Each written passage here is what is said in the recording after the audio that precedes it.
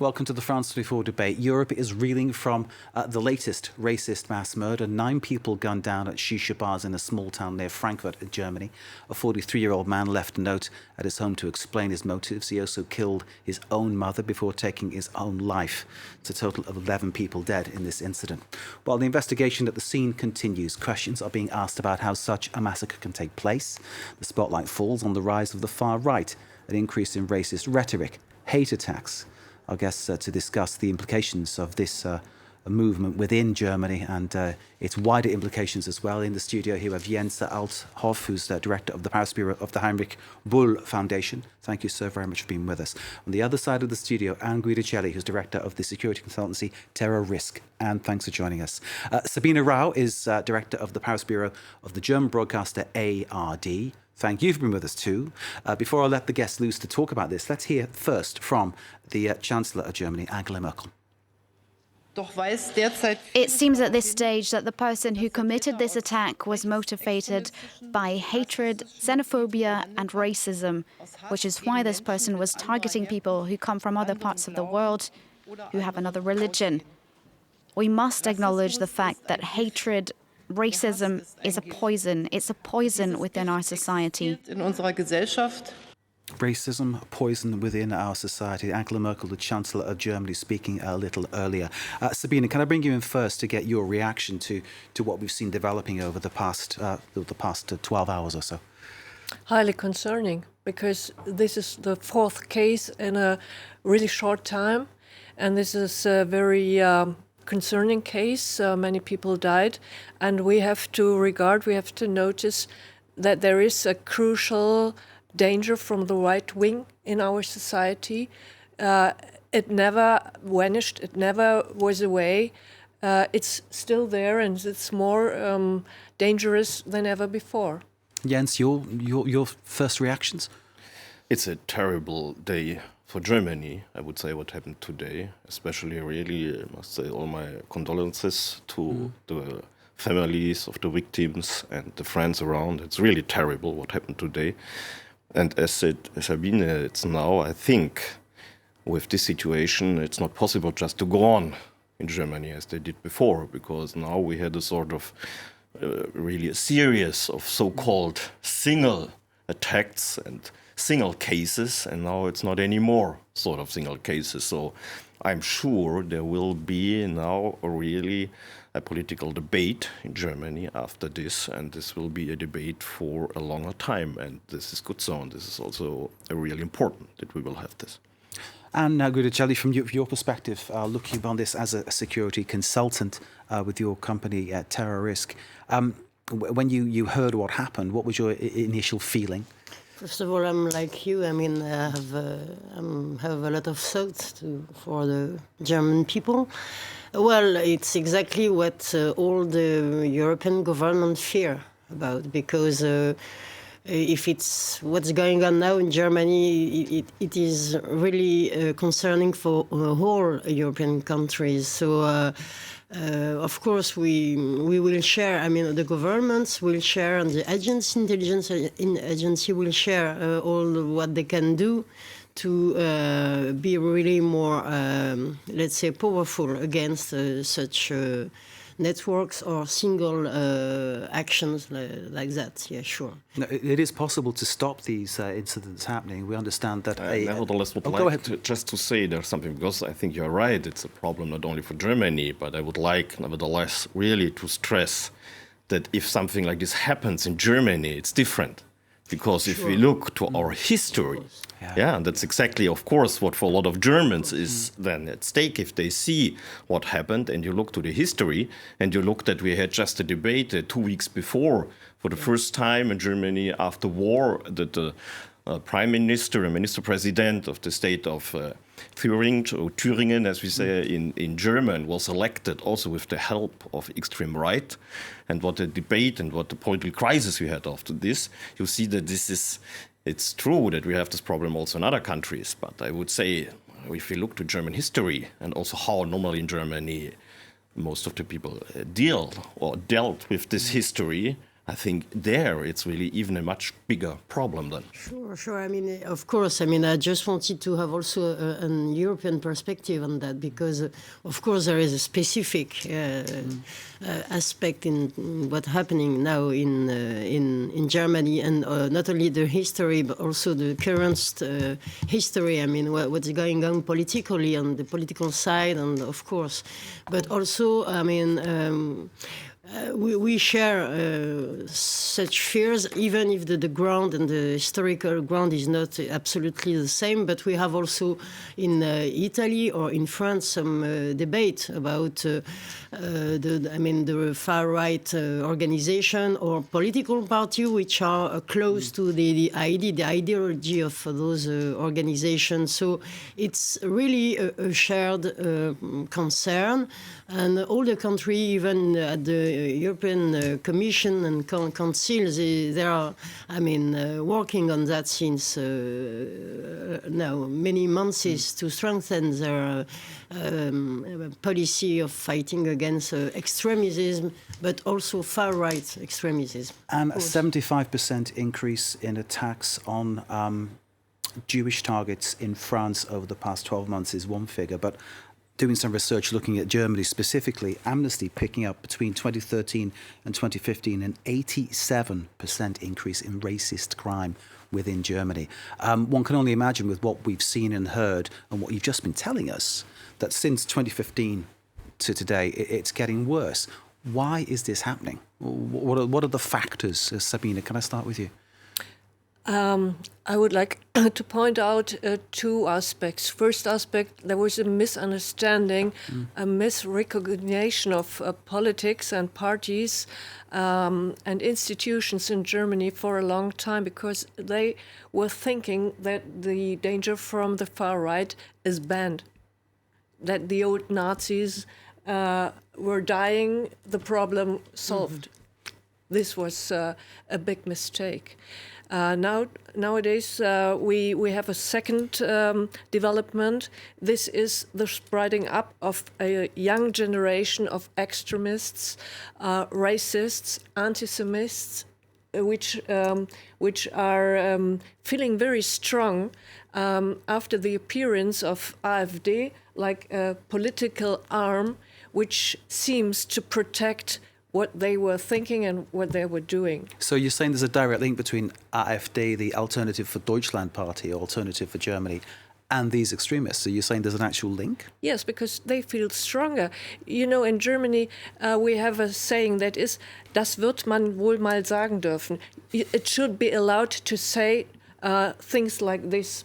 And in the moment where political parties appear in our parliaments, which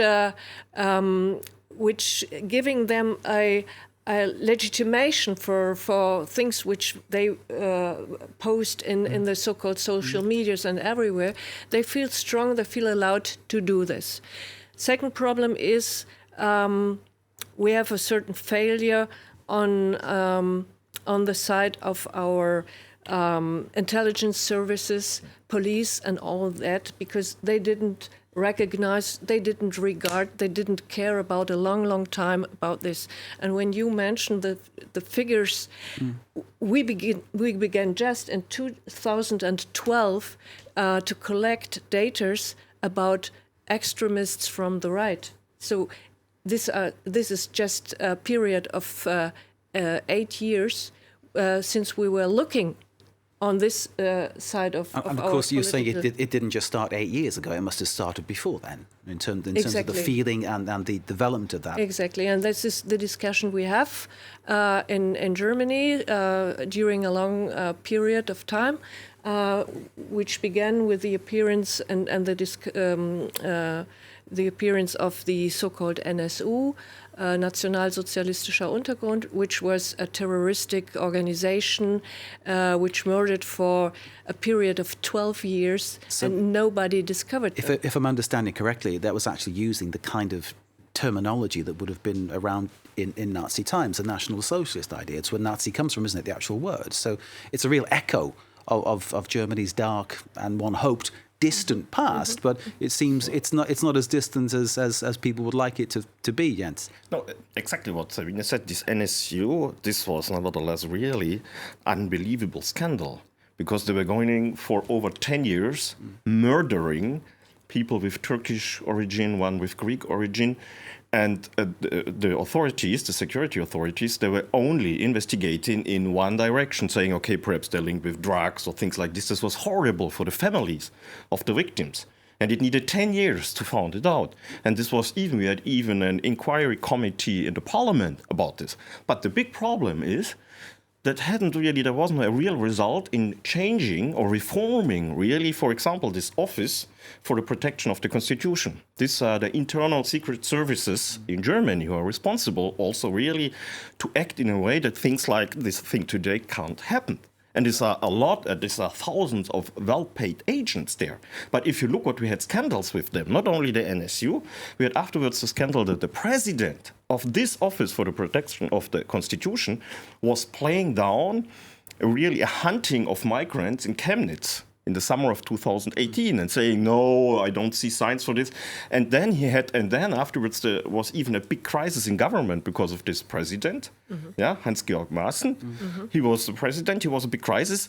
The effect was that one part, the Social Democrats said, we can't have him anymore as president. And then the Minister of Interior just gave him a new, better position. He made him Secretary of State for some time. And then the Social Democrats said, no, that's not possible. And then he had to leave. And since then, he is really on a right-wing politician engagement. And he was for a long time the former president of the structure who should really be fighting against this. So you see there is a huge problem. And I'm really sure, we will have now this debate on the reform and how to reform the security structures in Germany, but because this is just not possible having something happen like this today. What are doing all these agents well paid? And because he was on the internet, and we will have a second debate in Germany, because as you can see, obviously he had weapons.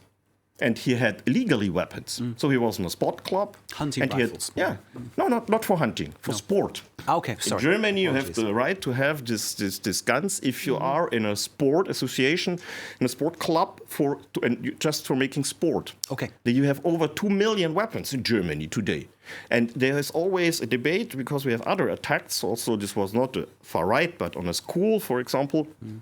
From a young guy who just took the weapons in Winnenden from his father. Anyway, the point is, we had also a lot of debates that one part, the opposition, is saying in Germany, we need strong and stricter laws for this possession of weapons. So this is also a question. How is it possible that someone like him, who even published a manifesto, a sort of manifesto and other things, who was in the internet active, who legally has a weapon, can do something like this? I mean, what are they doing, the security structures in Germany? I'm sure there will be a political debate about this, and I'm sure this will have consequences also. We were always pointing on the United States in this question, the possession of weapons and legal weapons. I think we have to look behind our own doors. Indeed.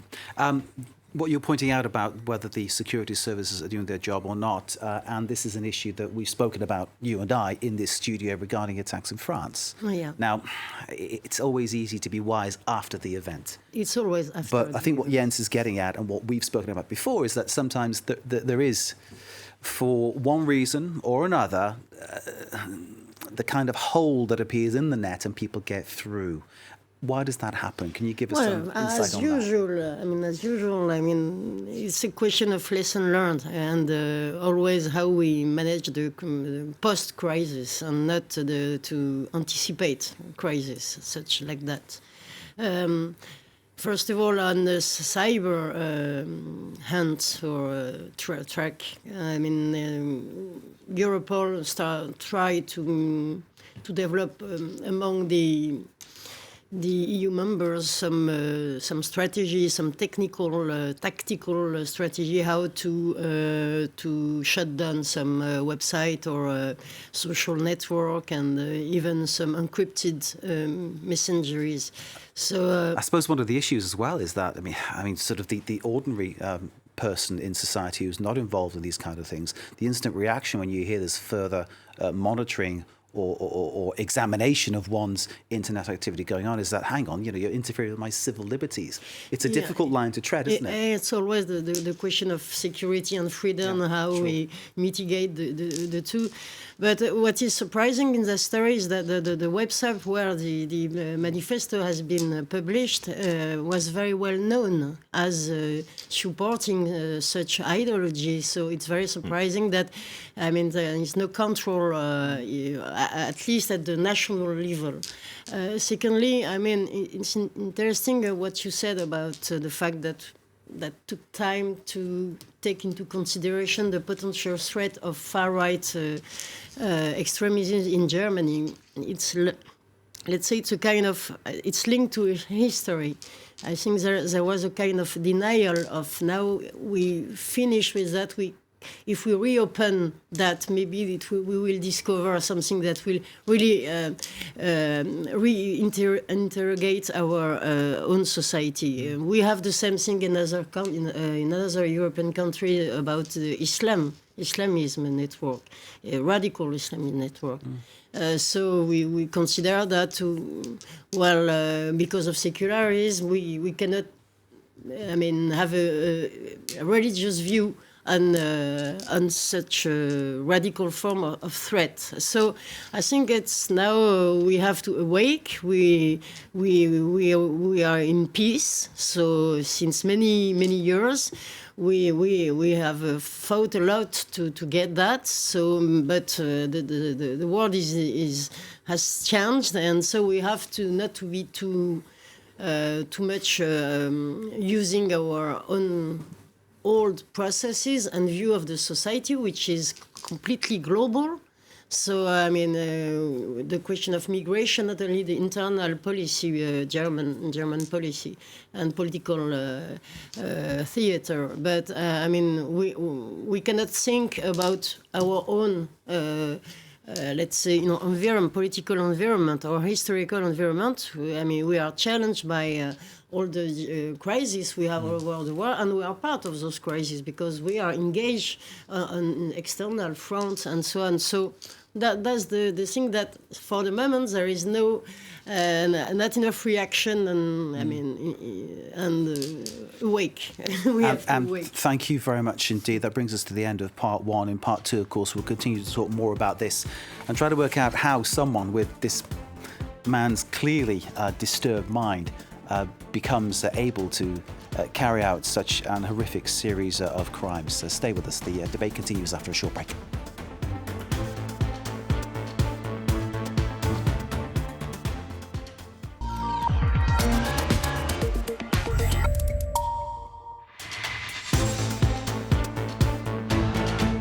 Welcome back to part two of the France 24 debate. The massacre in central Germany is raising questions about the rise of the far right and a normalisation at the same time of racist attitudes. 9 people were killed as a 43-year-old man targeted Shisha bars in a small town near Frankfurt.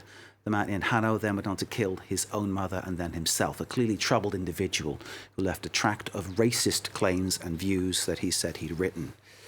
Let's hear now from the spokesperson for the German Interior Minister, Björn Grunewald. We still have a security situation in Germany where we cannot exclude in a general way attacks on mosques or other places of worship. The security authorities are very vigilant here. That was the Interior Ministry comment from 2 days ago when a previous attack was thwarted, so a sign that there was already trouble in the mill. But who would have predicted a man from such a place, in such a circumstance, committing such crimes as he did in the small town of Hanau? Let's bring in our guests to discuss the issues around these crimes and, of course, the greater issues for German society. Jens Althoff is director of the Paris Bureau of the Heinrich Böll Foundation. Thank you, sir, for being with us. On the other side of our studio, Anne Guidicelli, director of the security consultancy Terrorisk. Thank you, Anne, for joining us. And Sabine Bau, director of the Paris Bureau of the German broadcaster ARD. Sabine, thank you very much for being with us.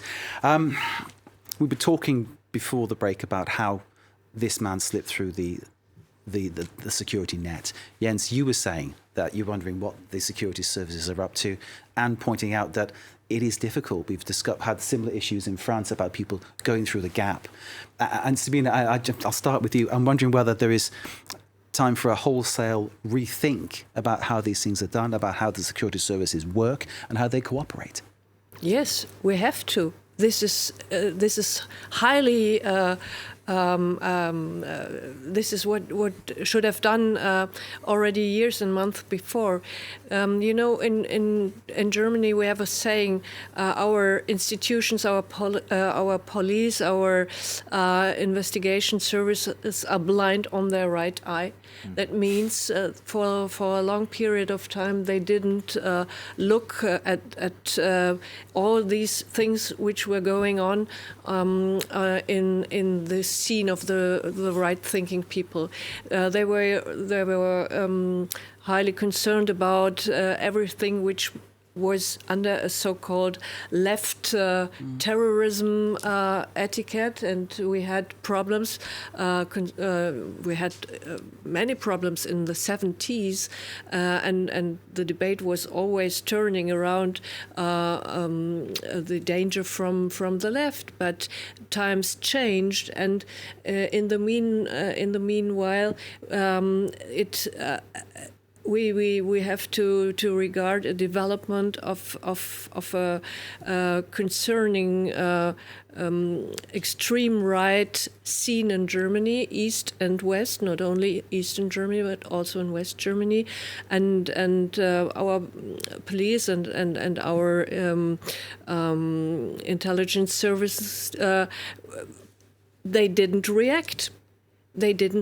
All this happened under their eyes. This is a problem of institutional racism. It is a problem in the UK. The police force in the UK, it's been found that it's institutionally racist. Yes. I'm sure it's a problem in France because my non-white friends always talk about how they get stopped and I don't get stopped, and obviously I'm too white for that. So the UN finding that ethnic minorities are underrepresented in all institutions in Germany, police, courts, politics, the whole lot. How does Germany begin to bring more people who aren't white into situations where their opinions can count? How does that happen, Jens? Do you have any thoughts? Yeah, this would be one point which is important. This is very different. You already have some states, some regions in Germany, they do it. You have others, they absolutely don't do it, like the ones mostly really governed by conservatives. They try to do it more from the side Social Democrats or Greens who are at government. This is one important point.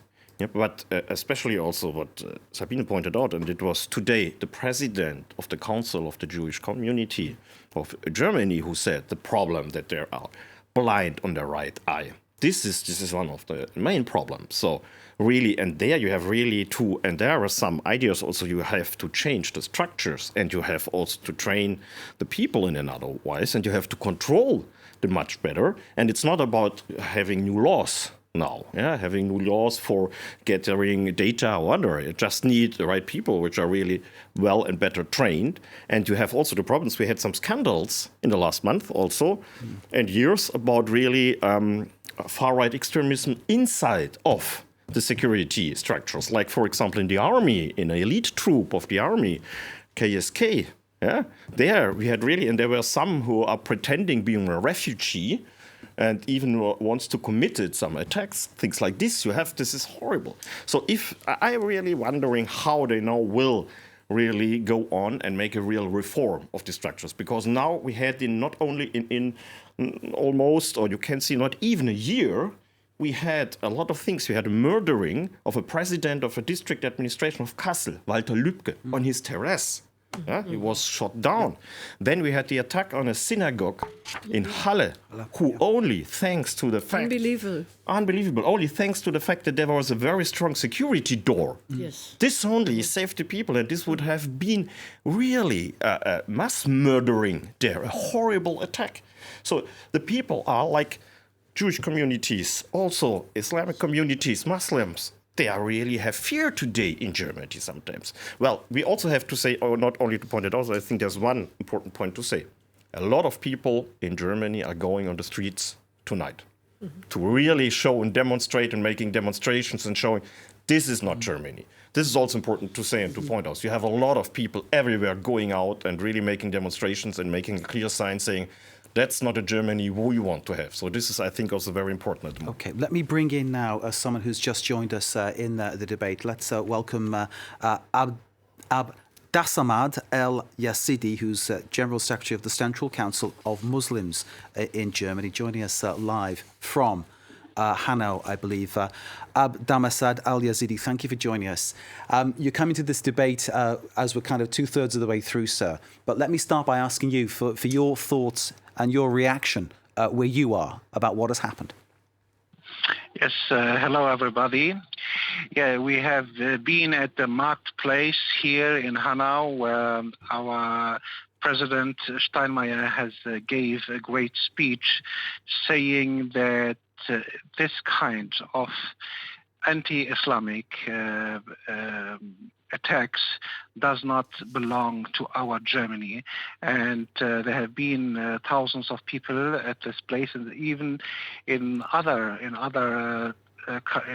towns in Germany, there have been same things happened. So we can feel that the German community is on the side of the refugees and the side of the Muslims in Germany. But what we don't want to have is that we just give good speeches now and go back to our normal work tomorrow and forget this thing. We are feeling, the Muslims in Germany are feeling that Germany, their own country, is changing, that they don't feel safe anymore in Germany, and we need the government, we need the media, we need the society to be side by side with the German Muslims, and not just today, but on every day. And also the Muslim community has to be side by side with other communities, our Jewish friends, with others that also have been attacked in the last month, and we don't want to have different victimization of people. We all have to stand together. That victimization you're talking about, I think, comes from the sense of fear that is there. Is the sense of fear really pushed on, stoked by this rise of far-right politics and the things that they say, which in some way normalizes the kind of racist attacks and racist hatred that we're seeing? Yes, this kind of people, they begin to think about such kind of ideology, and when they find that in the parliaments there are sitting people who tell them indirectly, please do something because the Islam does not belong to Germany, but because the Muslims are all needed to be attacked in an indirect way, so they will do what they are thinking on. This hate speech, which we had in the past, we had it perhaps in the social medias, perhaps in some chat groups. Now we are hearing it from the parliaments, from elected parliament leaders from a known party, but also some Democrats belonging to other parties. Sometimes are using the same speech, the same language, and this has to be stopped, not for the Muslims, but for Germany, because Germany has been attacked today. Abdessamad El-Yazidi, thank you very much. Please bear with us. I'll come back to you very, very shortly. I'll bring it back into the studio now to pick up on what Abdessamad El-Yazidi was saying there about it starts on social media, then it goes further, then it ends up in Parliament. And then this is how things happen. If a stand isn't taken against certain bad habits soon, they grow into bigger problems, don't they? Has Germany in some way, and Sabina, I'll start with you, has Germany in some way been sort of sleepwalking into this situation? The big parties of government haven't really acted in order to sort of stop. It was seen or heard that this kind of hatred was growing, but they didn't clamp down on it. They didn't stop it. We talked already about the failure of our institutions, police and intelligence service, but how to stop all this hate and racism in the so-called social media. I mean, this is a common problem. This is a global problem. We started to try to stop this with some regulation on, but you have to do it on European level.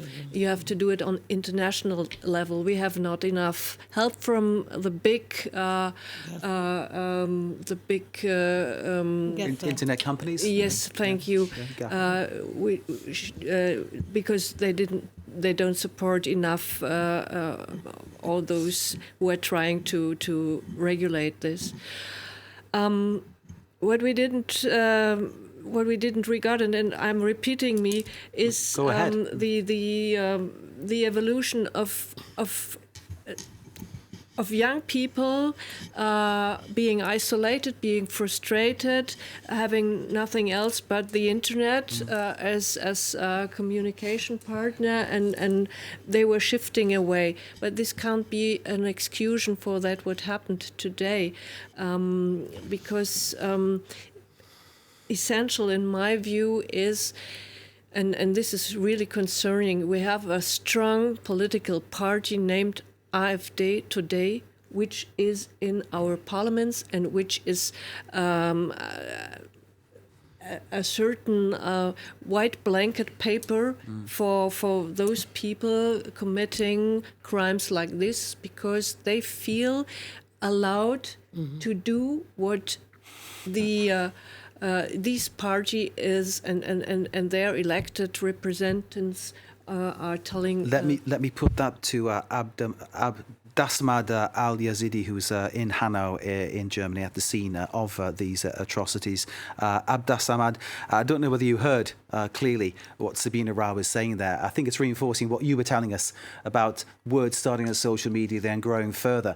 Would you say that the AFD, Alternative for Deutschland, and its agenda, even though they will distance themselves from what has happened, would you say that their agenda, their words, their policies have created the situation that Germany is in today in terms of the problems and the risk of far-right terror attacks like this? Yes, I would say that because this party don't have any other agenda. Their own agenda is to create hate in the German community. Now, the first thing they are speaking about are refugees and Muslims, but everyone has to be sure that these people are against our democracy, that they are against about our kind of living, of our open society. They are playing a wrong game. They are just trying to show us that they are covering Jewish life in Germany, but we saw that a lot of these people are 100% anti-Semitic, and they are working with the frame of combating Islam and Muslims to finally combat our democratic institutions. This everybody has to know, and this has to be shown and to be said in the parliament. And we saw the last week there had been a debate in the parliament where a lot of democratic persons, a lot of politicians are speaking very clear and showing this dirty game of AFD and of some other organizations which support the AFD. Abdassamad al-Yazidi, thank you very much indeed, from the General Secretary of the Central Council of Muslims in Germany. Stay with us, I'll try and get back to you, sir. Angry Celli, the organisation of this online, to a layperson, one is asking, why can't the authorities just go and stop it? But clearly this isn't going to happen, because there are lots of words, but there seems to be no action. Well, speaking about hate speech, I mean, if you put what your guest said, and it will be like a Jewish communities, they will say the same thing regarding after an attack coming from the radical Islamism. My fear presently is just now what will be the reaction on the other side, because the worst scenario will be a reaction from the Muslim community, because the hate is, you have radical groups from both sides. And the situation is that now they have arguments on the other side, Islam and the Muslim radical Islam organization. They have a good argument to use on social media to raise some hate within the radical Muslim communities, and to decide to revenge and to say, look at what they are doing to us. So that has to be in mind for the political organization now, parties and government, to say that they have to be very careful about what they are going to do now with what happened in Germany, and not to make the mistake that that they will not enough take into consideration the hate speech and the hate actions coming from also the radical Muslim organizations. Indeed. So both sides have a role to play, clearly. It's the worst scenario that could happen, a war against communities, you see, and each of them using the same arguments, finally, against our system, the democratic system. Go ahead. Yeah, I wouldn't put them on such a same level in a way as you do it today and such a day, because for me really also what is happening in Germany, sorry, but the extreme right is in parliaments. And the extreme right is in parliaments, and the extreme right is even in power in some of the European states. And given Germany's history, how does that make you feel? Especially for Germany, this is really something which shouldn't happen, and it's horrible with this. But it's also outside of Germany. I mean, what he was talking about is exactly the point of this creating of an atmosphere of hate. And there are, of course, also such groups and really radical groups. But here, the big problem here we have with the extreme right, not only in Germany, we have it with Rassemblement National in France, we have it with Salvini in Italy, we have it with Orban at power in Hungary, is this sort of normalization. So also this way, for example, having this Islamophobia or racism, anti-Semitism, it's a sort of looking what is doing Orban with open anti-Semitism, really making campaigning, even with this from a government level. I mean, this is a sort of normalization going on. This is very dangerous, and they're at power. If you have radical groups, they can be also very dangerous. But if you have them in power, and even if you have some conservatives group, and we had already the debate now in Germany about why not voting or why not getting on power with the votes of the extreme right. We had this in Thüringen, as we say in German. So this danger of normalization by established and in a way also political really forces which have a certain reputation, which are normal in a democratic process and are going on to more or less trying to normalize this. This is, I think, one of the big dangers. This was so important that in Germany 2 weeks ago, when this really electing of this prime minister in Erfurt, there was such a clear reaction in Germany against it. They couldn't stand it, fortunately. But they tried a bit. The liberals, by the way, which are in the same... Has one of the issues been, sorry to cut you off there, Jens, has one of the issues been for Germany and for German people that it is hard to confront what happened in the past, the Second World War, the slaughter of the Jews? It's hard to come to terms with that. It's difficult to go over. And there's a limit to how often you can continue going over these things. I suppose, has this been a big today problem? You are right in a way.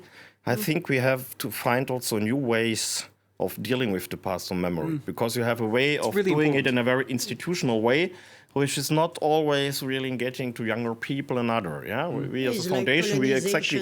Colonization issue is the same. We're working on this. You make official ceremonies and so on, and in the social media, you have all the other sides dominating it in a way. So you need new forms. You need new forms, or really talking about what happened and why, and what was the beginning of all this, and really have this, as you said before, this sort of lessons learned. This is really what we need, but also in a new, modern and adapted way.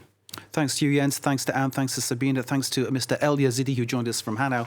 The debate continues because Media Watch is coming up right now.